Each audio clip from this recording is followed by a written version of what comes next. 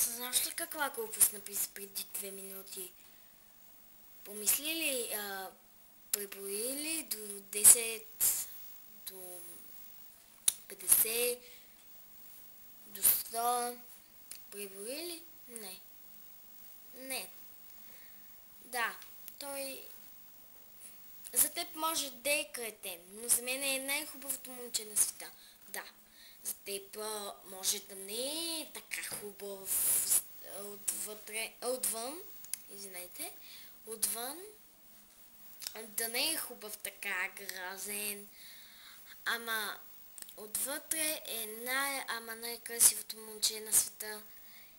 И аз съм толкова щастлива, че имам късмета, че сме гаджета и да, той е най-милото момче. Чувала ли си как пее?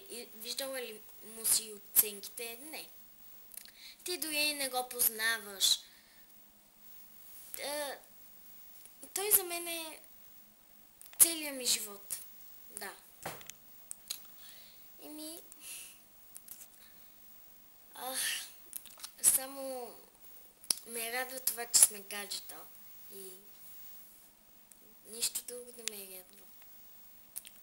Така че за теб ти остава само една дума. Фък.